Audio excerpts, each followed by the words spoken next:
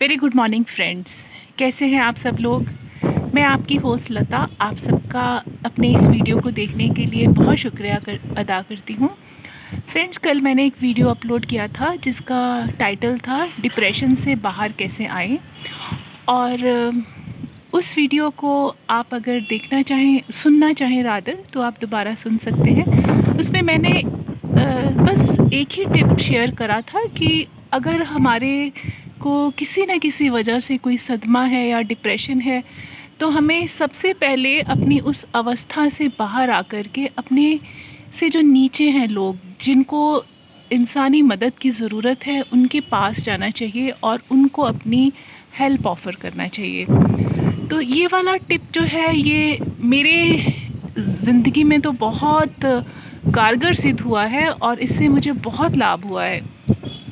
ख़ासकर जब मैं युवा थी, कॉलेज में थी, तो मुझे एक मेरी सहेली ने ये एक मंत्र दिया था।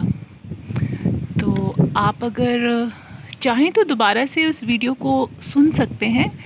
मैं इसको अपने घर की छत से ही शूट कर रही हूँ, आसपास की सराउंडिंग्स में ही कर रही हूँ। तो आज मैं आपके साथ शेयर करना चाहती हूँ दूसरा इम्पॉर्टेंट टिप। जब भी कभी आपको ऐसा लगे कि आपको डिप्रेशन हो रहा है या निराशा हो रही है या कोई सदमा लगा है और आपको ये लग रहा है कि आप नॉर्मल नहीं हैं, आप किसी गहरी खाई में, गड्ढे में गिरते चले जा रहे हैं, तो आपने अपने आप को उससे बाहर कैसे लेकर के आना है।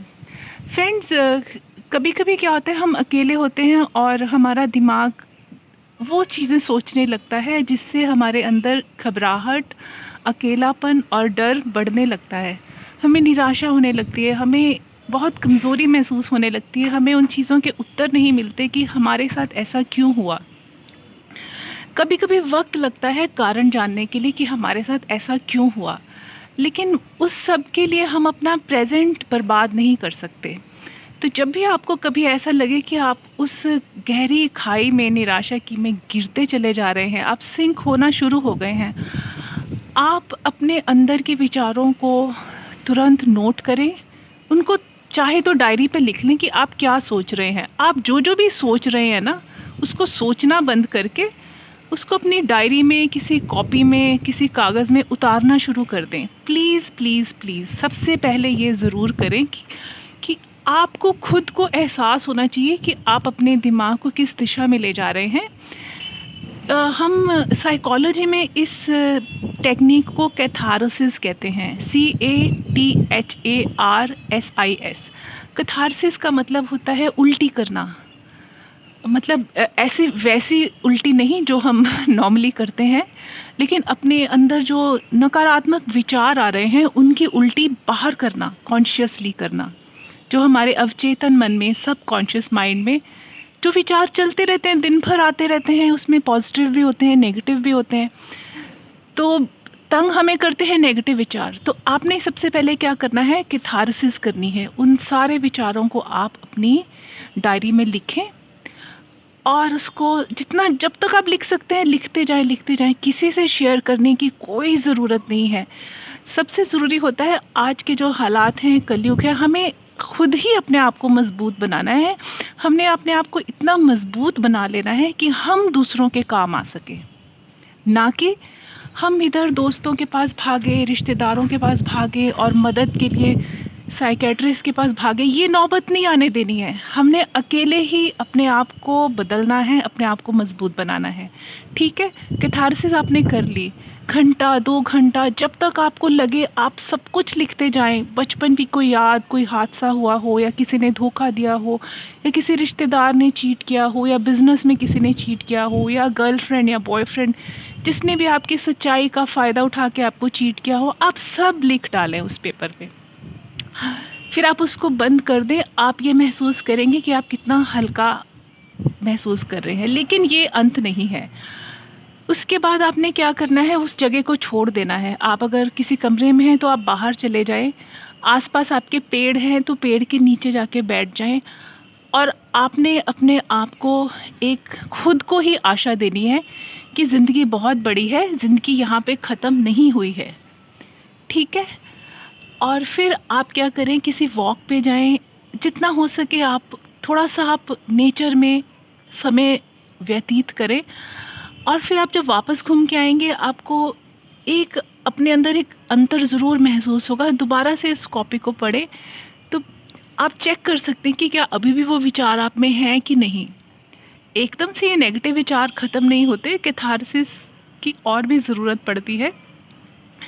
अगर आपको लगता है कि कोई पढ़ लेगा तो चाहे तो आप इनको जला दें, नहीं तो आप इनको पड़े रहने दें, रख लें, क्योंकि जब आप कुछ हफ्तों बाद या महीनों बाद जब आप ठीक हो जाएंगे या मजबूत हो जाएंगे तो तब आपको ये जो लिखी हुई डायरी है ये आपको मदद करेगी कि किसी समय आप इतने कमज़ोर महसूस कर रहे थे तो स्टेप वाइज आप रोज़ के रोज़ आप जब इसको अपने सारे के सारे दुख दर्दों को, निराशाओं को कागज़ पे लिखेंगे तो उससे वो आपके अंदर सर्कुलेट नहीं करेंगी, वो सब के सब बाहर आना शुरू हो जाएंगी। मैंने तो इवन एक चीज़ ये भी महसूस करी कि जब मैंने ये टेक्निक शुरू करी कैथारसिस की करनी, तो मैं बचपन की कुछ ऐसी चीज़ें मुझे याद आती थी कि मुझे बहुत हैरानी होती थी कि वो कहाँ गहरे दबी हुई थी। एक चीज़ का और ख़्याल रखना है, मैंने कई यंग स्टूडेंट्स को जब मैंने ये टेक्निक करवाई तो उन्होंने आकर के मुझे बताया कि जब वो लिखना शुरू हुए उनको मैंने एक हफ़्ता के लिए एक एक कॉपी दे दी। मैंने कहा इस हफ्ते पूरा आप इसमें लिखते रहना, जो भी आपकी याद हो, जिसकी आपको तकलीफ़ होती हो। तो कुछ बच्चों ने मुझे आकर के बहुत अजीब सी बात बताई कि लिखते लिखते उनको बुखार होने लगा। तो फिर कुछ ने मुझे फ़ोन भी किया कि मैम हमें बुखार हो रहा है। तो मैंने उनको फिर दोबारा से चेकअप कराया, कोई इन्फेक्शन नहीं थी, वो बुखार नहीं था, दरअसल वो उनके सबकॉन्शियस माइंड का रिएक्शन था। उनके अंदर जो उन्होंने दबा रखी थी चीज़ें, जब उन्होंने उन सारी मेमोरीज़ को कागज़ पे उतारा तो उनकी बॉडी, उनके सबकॉन्शियस माइंड ने रिएक्ट किया, उनको साइकोजेनिक फ़ीवर हुआ। साइकोजेनिक फ़ीवर मतलब वो वाला फ़ीवर जिसका कारण इन्फेक्शन नहीं होती बल्कि साइकोलॉजिकल रीज़न्स होते हैं। तो ऐसा भी होता है कभी कभी जब हमारे अंदर बहुत चीज़ें दबी रहती हैं और हम उनको एड्रेस नहीं करते, हम उनको अंदर दबाते रहते हैं और ऊपर ऊपर से मुखौटा लगा के हम अपनी ज़िंदगी बिताते रहते हैं। तो ये है सेकंड स्टेप, आपने ज़रूर करना है, कैथारसिस ज़रूर करनी है, अपनी डायरी लिखनी है और कुछ भी किसी से भी शेयर नहीं करना है, सारा का सारा डायरी में उतारना है हर चीज़। तो आई होप आपको ये वाली टेक्निक मदद करेगी। फिर मिलती हूँ मैं किसी और दिन, नेक्स्ट मैं आपको फिर टिप बताऊँगी। और इसके साथ साथ मैं आपसे ये भी रिक्वेस्ट करती हूँ कि आप थोड़ा थोड़ा गार्डनिंग में इंटरेस्ट ज़रूर लें, रोज़ आधा एक घंटा पेड़ पौधों के साथ ज़रूर बिताएं। मैं गार्डनिंग के ऊपर भी कई सारे वीडियोस कर चुकी हूँ, आप चाहे तो मेरी प्लेलिस्ट में जाके बेसिक सिंपल गार्डनिंग सीख सकते हैं, जो कि आप आराम से अपनी बालकनी में अपने छोटे से घर में कर सकते हैं और बड़ी आसानी से, सस्ते, ज़ीरो कॉस्ट में। तो आप ये ज़रूर करें। फिर मिलती हूँ, तब तक अपना ख्याल रखें। खासकर मेरी यंग लोगों से रिक्वेस्ट है कि आपने ऐसा कोई काम नहीं करना है, डिप्रेशन में नहीं जाना है।